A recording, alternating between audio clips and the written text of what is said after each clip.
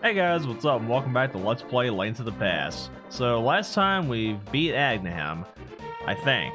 I know for a fact he wasn't going to take that loss like a real man, so he decided, you know what, I'm going to send you over to the Dark World, where we can pick up heart piece number 12, and we're going to need that for the Dark World.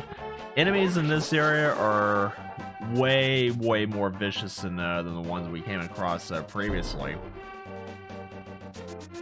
And not only that, the land layout is a little bit different. There's more tricks and traps you gotta watch out for. So yeah, there's a lot of new things to watch for in the Dark World.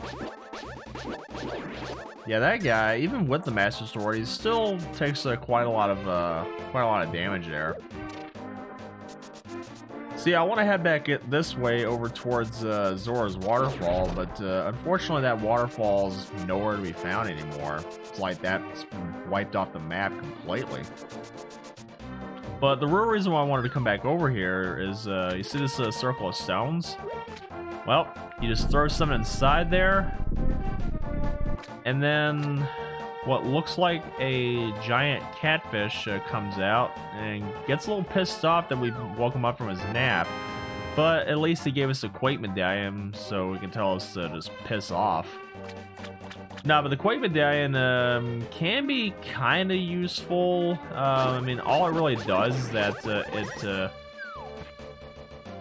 I somehow avoided that fireball. But no, what the Quake Medallion does is that I think it changes enemies just a little bit, or maybe it stuns them or something other. I don't know. I really don't know that for a fact. I really don't use the Quake Medallion all that much. Nice. But it is one of those items that you are going to need in order to progress with the game. But speaking of medallions, actually, I want to go back over to the Light World because I want to make my way back up Death Mountain so I can go grab me that other medallion that I skipped over. And I think that one is going to be far more useful. In more ways than one, actually. I do want to apologize ahead of time that my voice might sound a little bit hoarse right now because I'm kind of coming over a little bit of a well, I mean, I thought I might have had, congestion or something like that this morning when I woke up, but it seems to have gone away now, so that's good. I will say, ever since we made it up to the Dark World, enemies have changed, a little bit. You get a few new enemies around here, and you also get some more, or even different enemies in some of the areas you've already went through before. So yeah, it's not just oh, you go into a new world and then that's pretty much that's it. Nah, everything over in the Light World changes as well, so something you gotta keep in mind there. Ah, I thought I was gonna get through that without taking a hit from those boulders. Oh well, it happens. Hey, yeah, just want to make my way back up here to the top of the other mountain. We got these guys that are just jumping around. I think they call these ones Tektites. All they do is just jump around. Jump around. Jump up, and get down. Ah, that was bad.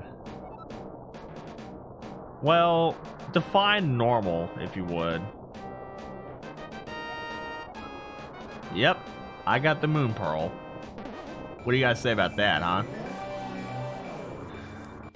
Ah, okay. I thought I was gonna get locked right there on the wall, but it's a good thing it didn't happen though. So we're good there.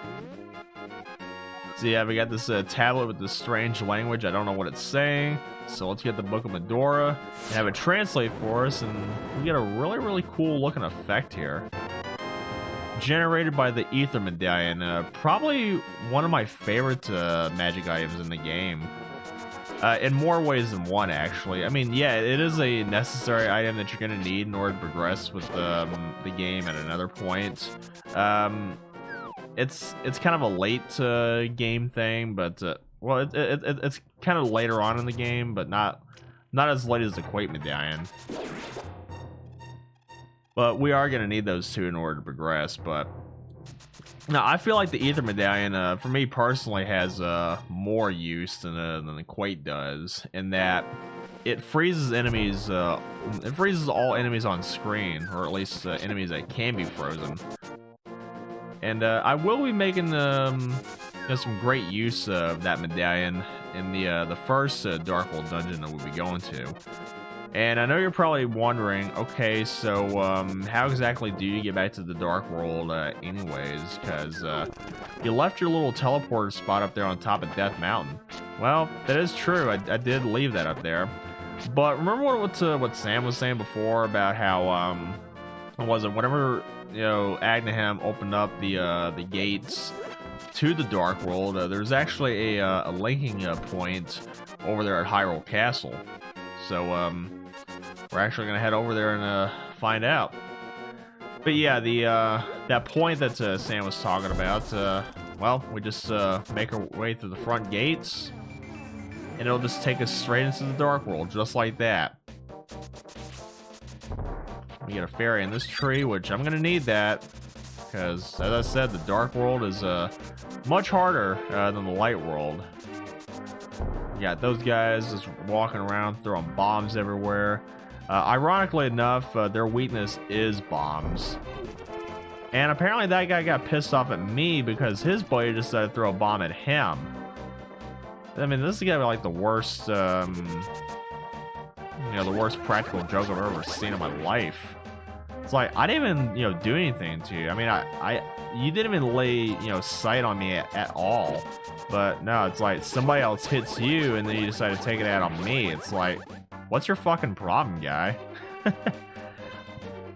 No, but at this point, better hope that you have at least 110 rubies on you, because yeah, you get this little guy following you around for a little bit. And you know what? I got money to spend, so yeah, you can have that 10 rubies. Now, at this point, do not, and I cannot stress this enough, do not get hit under any circumstances at all, whether it's you know, by you or by someone else. Just don't take any damage. And I was trying to throw that bomb down there, but I guess that Cyclops thing just wandered away, so yeah, he's not really that much of an issue now. But yeah, you just make it all the way up here without taking any damage, and then he'll ask for 100 rubies for you, so he can open up this area right over here. It's a hell of an insurance policy to be taken out on me there. No, but if you can get through all that without taking a single hit, and you have all that money to boot, then you can get up here to the first Dark World dungeon, the Palace of Darkness. And you know what? I think the music here in the Dark World dungeons is way more fitting. It's just, I don't know, I just love the Dark World dungeon themes, you know, quite a lot. It's just, this one just sounds so much more sinister and dreadful, whereas the Light World dungeon themes, I mean, as much as I like those, yeah, those sound like, you know, ominous but adventurous all at the same time. But this one is just like, you know there's something evil going on in the back. Missed that.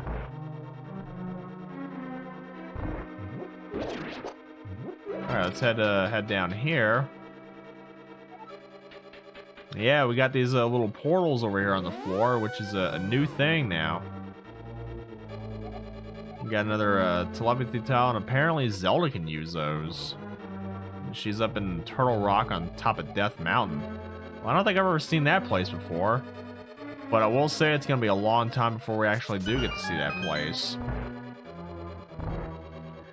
Alright, so these guys, best thing you can do is just hit them with ranged weapons. Like if you got the sword beams on you, it's the best thing you can use. Otherwise, don't touch them whenever they're emitting electricity like that, because they will shock you. Alright, now these guys, they kind of remind me of those Cyclops enemies from the first Light World dungeon. And they do die the same way. The green ones take a singular arrow, whereas the red ones, they take 2 arrows. But the thing is that they pretty much move in different directions. So the green ones kind of move with you at a bit of a slower speed, but the red ones, they move opposite of you, or opposite of the direction that you're currently going, but about the same speed that you're going.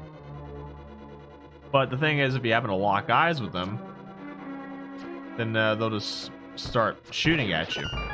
So yeah, the best way you can defeat those red guys is this, well, just navigate around a little bit, get yourself in a good position to where you can just pop off a quick arrow, and then just kind of move him in the direction of that arrow. Alright, so these red guys, these red jellies or whatever you call them, yeah, you hit them once and you think you killed them, but no, it actually just splits them up. And the little ones, they do the exact same things like their full-grown versions or their blue cousins from before. You touch them with anything melee, you get shocked. Simple as that. Alright, so I want to make my way back to the beginning of the dungeon. Yes, even in the Dark World, the magic mirror still can be used to take you back to the very beginning of the dungeon. So that's actually very, very useful. And I'm going to be doing that a few times in the Dark World. Alright, so those turtles right over there, there's nothing you can really do about them right now. They're pretty much immune to everything that you're able to do to them, because their shells are just so durable.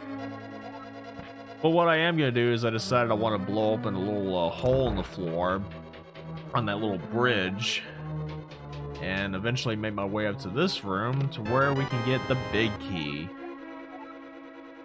And then drop right back down here into that same room, just on a lower level.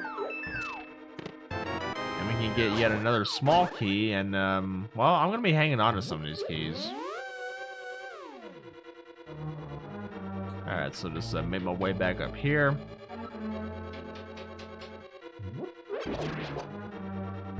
And push that thing out of the way. Alright, now this time I actually want to go to the right side. Alright, so that little thing right over there, yeah, that's this little turret that just constantly spits fireballs at you, so, yeah, not really that much to worry about unless you're in a room full of enemies, or if, you know, you're in a very, very tight, you know, tight space where you really don't have a whole lot of mobility. But yeah, we're going to need those two keys for this section here. And once you get in this room, be very, very quick. Because the second you walk into this room, well, maybe a few seconds after you walk into this room, that bridge will start collapsing on you. So yeah, the second you get in here, run your ass off. Then we make our way into this room, which is completely dark. There are no torches around here, so you just kind of got to feel your way around to where you can find that little crack in the wall that you just blow open with a bomb. Presumably from this chest of 3 bombs, when all I really needed was just one. Alright, so kill that guy. We get in this chest and we get a small key. Nice. And then we go through this cracked wall right over here to where we can open up this chest and get the magic hammer. 10-ton hammer? No. Nah, this is a very, very, very useful item. Not just against the boss, if you so choose, but it allows us to unlock more of Hyrule and the Dark World. So yeah, this is going to be a very, very useful item, and I will be putting this thing to some great use in a little while. But what I'm going to do right now is I'm actually going to go to one more section here real quick. Yeah, actually, I think this is a really good place that I can demonstrate the hammer to you. Yeah, watch this against those turtles. Yeah, you can just hit them with that, and it'll flip them over there on their backs. But you gotta be quick in killing these things once you flip them over, because once they flip right back over, then they'll start charging at you much faster. So, you gotta watch yourself there. But really, the reason why I want to come over here is because I wanted to grab a bunch of these rubies, and there's gonna be a point where we're gonna need some more rubies. And maybe a singular arrow, but whatever. And yet another key, which at this point I think I only really needed just the one, but that's okay. Excuse me. And yeah, there's a compass inside that chest, but like I said, I'm not really gonna grab those kinds of items. Just the big key and its and and the treasure that you can get with said big cave. So yeah, I pretty much got just about everything I need, but I will be back on the next episode of Let's Play Link to the Past, where I'll explore the rest of this dungeon and take on the boss, and hopefully find one of those maidens around here. So until then, I'll see you guys later. Y'all have a good one.